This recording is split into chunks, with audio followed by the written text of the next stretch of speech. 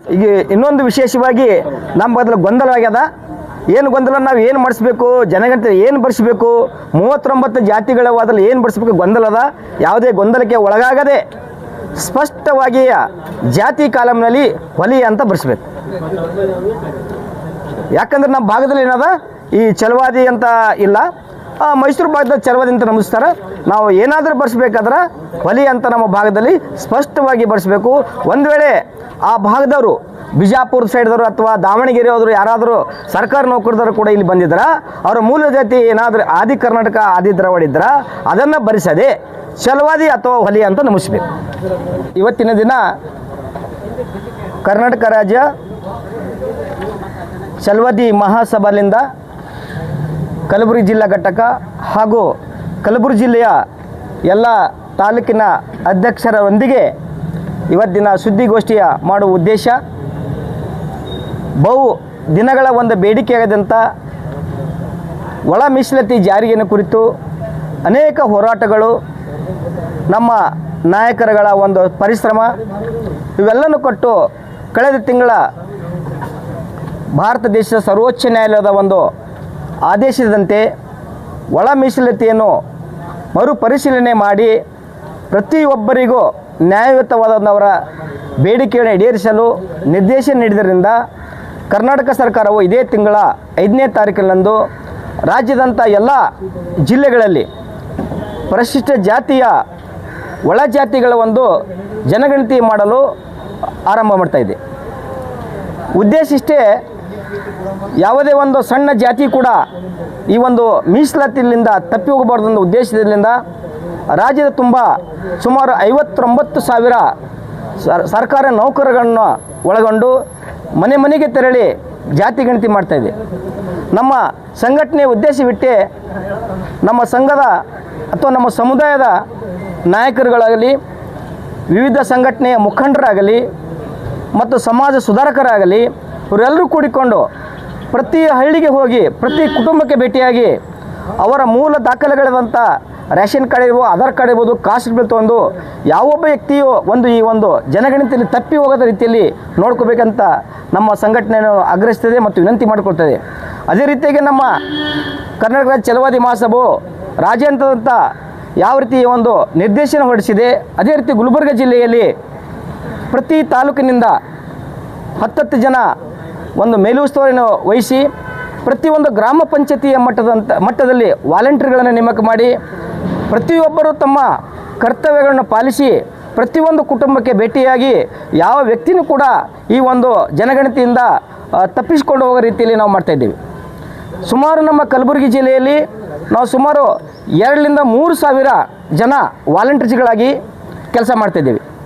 ಪ್ರತಿ ಹಳ್ಳಿಯಲ್ಲಿ ಗ್ರಾಮ ಪಂಚಾಯತಿ ಮಟ್ಟ ಹಿಡ್ಕೊಂಡು ಜಿಲ್ಲಾ ಪಂಚಾಯತಿ ಮಟ್ಟ ಮತ್ತು ಈ ತಾಲೂಕು ಮಟ್ಟ ಜಿಲ್ಲಾ ಮಟ್ಟದಲ್ಲಿ ಕೂಡ ನಾವು ಜನಪ್ರತಿನಿಧಿಗಳ ಜೊತೆಗೆ ನಿಕಟವಾದ ಸಂಪರ್ಕ ಹೊಂದಿಕೊಂಡು ಪ್ರತಿಯೊಬ್ಬ ಜನರಿಗೆ, ಉದಾಹರಣೆಗಾಗಿ ಈ ಮುಂಬೈ ಪುನಃ ಆ ಕಡೆಗೆ ಕೆಲಸಕ್ಕೆ ವಲಸೆ ಹೋಗಿರ್ತಾರೆ, ಅವ್ರುಗಳು ಕೂಡ ನಾವು ಕರೆಸ್ಕೋಬೇಕು. ಯಾಕಂದರೆ ಇದು ನಮ್ಮ ಭವಿಷ್ಯದ ಪ್ರಶ್ನೆ ಆಗಿದೆ. ಏನೋ ನಮ್ಮ ಒಂದು ಒಳ್ಳೆಯ ಕಾಲ ಬಂದದ, ಅದಕ್ಕಾಗಿ ಮತ್ತು ಮರು ಜನಗಣತಿಗೆ ಆದೇಶ ಮಾಡಿದ. ಈ ಒಂದು ಉಪಯೋಗವನ್ನು ಬಹಳ ಎಚ್ಚರಿಕೆಯಿಂದ ಭಾಳ ಒಂದು ಉತ್ಸಾಹದಿಂದ ನಾವು ಇದನ್ನು ಉಪಯೋಗ ಮಾಡ್ಕೋಬೇಕು. ಯಾಕಂದರೆ ಸಮುದಾಯದ ಒಂದು ಸಲ ನಾವು ಈ ಒಂದು ಜನಗಣತಿಯಲ್ಲಿ ನಮ್ಮ ಜನಸಂಖ್ಯೆ ಒಂದು ಗಣನೀಯವಾಗಿ ಏರುಪೇರಾದ್ರೆ ಇಡೀ ನಮ್ಮ ಸಮುದಾಯಕ್ಕೆ ಮುಂಬರುವ ಪೀಳಿಗೆ ಅನ್ಯಾಯ ಆಗ್ತದೆ. ಅದಕ್ಕೆ ಈ ಅನ್ಯಾಯಗಳನ್ನ ಆಗಬೇಡದಂದ್ರೆ ನಾವು ಪ್ರತಿಯೊಬ್ಬರು ಕೂಡ ನಮ್ಮ ಸ್ವಂತ ಕೆಲಸಗಳನ್ನ ಬಿಟ್ಟು ಸಮುದಾಯದ ಕೆಲಸ ಕಡೆ ಗಮನ ಕೊಟ್ಟು ಪ್ರತಿಯೊಬ್ಬ ವ್ಯಕ್ತಿಯನ್ನು ಯಾವುದೇ ರೀತಿಯಿಂದ ತಪ್ಪೋಗಲ್ಲ ರೀತಿಯಲ್ಲಿ ನಾವು ಅದಕ್ಕೆ ಜನಗಣತಿ ಮಾಡಿಸ್ಬೇಕು. ಈ ಜನಗಣತಿಯಲ್ಲಿ ಒಂದು 3 ಥರದ ಜನಗಣತಿ ಮಾಡ್ತಿದ್ದಾರೆ ಸರ್. ಮೊದಲನೇದಾಗಿ 5ನೇ ತಾರೀಕಿನಿಂದ 17ನೇ ತಾರೀಕಿನವರೆಗೆ ಮನೆ ಮನೆಗೆ ಹೋಗಿ ಆ ಮನೆಯ ಯಜಮಾನರು ಭೇಟಿಯಾಗಿ ಅವರ ಮೂಲ ಜಾತಿಯ ಅಥವಾ ಒಂದು ರೇಷನ್ ಕಾರ್ಡ್, ಆಧಾರ್ ಕಾರ್ಡನ್ನು ಪಡೆದುಕೊಂಡು ಅವರ ಜನಗಣತಿಯಲ್ಲಿ ಎಂಟ್ರಿ ಮಾಡ್ತಾರೆ. ಬಟ್ ನಮ್ಮ ಒಂದು ವಾಲಂಟಿಯರ್ ಕೆಲಸ ಏನಂದ್ರೆ ಪ್ರತಿಯೊಂದು ಮನೆಗೆ ತಲುಪಿಸೋ ಮುಖ್ಯವಾಗಿದೆ. ಇದರಲ್ಲಿ ಒಂದು ವೇಳೆ ತಪ್ಪಿ ಹೋದರೆ ಈ ಪಂಚಾಯತಿ ವಜ ಮತ್ತು ಗ್ರಾಮ ಮಟ್ಟದಲ್ಲಿ ಅಂದರೆ ಪಂಚಾಯತಿ ಮತ್ತು ತಾಲೂಕು ಮಟ್ಟದಲ್ಲಿ ವಾರ್ಡ್ ವೈಸು, ಜಿಲ್ಲಾ ಮಟ್ಟದಲ್ಲಂಥ ವಾರ್ಡ್ ವೈಸ್ಗಳಲ್ಲಿ ಒಂದು ಬೂತ್ಗಳು ಮಾಡ್ತಿದ್ದಾರೆ. 17, 18, 19 ಈ 3 ದಿವಸದಲ್ಲಿ ನಾವು ನೇರವಾಗಿ ಆ ಬೂತ್ಗಳಿಗೆ ಹೋಗಿ ನಮ್ಮ ಜನಗಣತಿಯಲ್ಲಿ ಹೆಸರು ನೋಂದಾಯಿಸ್ಬೋದು. ಅದನ್ನು ಕೂಡ ಒಂದೇ ತಪ್ಪಿದರೆ 20, 22, 23, 24ನೇ ತಾರೀಕಿಗೆ ಒಂದು 3 ದಿವಸ ಕಾಲ ಈ ಒಂದು ಮೊಬೈಲ್ ಆ್ಯಪಿನಲ್ಲಿ ನಾವು ಆನ್ಲೈನಲ್ಲಿ ಕೂಡ ನಾವು ಜನಗಣತಿಯನ್ನು ಮಾಡಿಸ್ಕೋಬೋದು. ಈ ಒಂದು ವೇಳೆ ಈ 3 ಭಾಗಗಳಲ್ಲಿ ನಾವು ವಿಫಲ ಆಗಿದರೆ, ನಾವು ಮಾಡೋದಲ್ಲಿ ವಿಫಲ ಆಗಿದರೆ ನಮ್ಮ ಸಮಾಜದ ಗಂಡಾಂತರ ತಪ್ಪೋದಲ್ಲ. ಅದಕ್ಕಾಗಿ ಈ ಮುಂದೆ ಬರುವ ದಿನಗಳಲ್ಲಿ ನಾವೆಲ್ಲರೂ ಜಾಗೃತರಾಗಬೇಕು. ಇವತ್ತಿನಿಂದ ಈಗಿನಿಂದಲೇ ಕೂಡ ನಾವು ಜಾಗೃತರಾಗಿ ಪ್ರತಿಯೊಂದು ಮನೆಗೆ ನಮ್ಮ ಸಮಾಜದ ಪ್ರತಿಯೊಬ್ಬರನ್ನು ಈ ಸುದ್ದಿ ಮುಟ್ಟಿಸಿ ಅವರನ್ನು ಜಾತಿ ಜನಗತಿಯಲ್ಲಿ ಭಾಗವಹಿಸಲು ನಾವೆಲ್ಲರೂ ಸಹಕರಿಸಬೇಕು. ಮತ್ತು ಈ ಒಂದು ಭಾಗದಲ್ಲಿ ಅಂತ ಅತಿ ಹೆಚ್ಚು ಜನಸಂಖ್ಯೆ ಅಂದರೆ ಸುಮಾರು ನಮ್ಮ ನೋಡಿರಿ ಕರ್ನಾಟಕ ರಾಜ್ಯದಲ್ಲಿ 60-70 ಲಕ್ಷ ಜನ ಇದ್ದೀವಿ.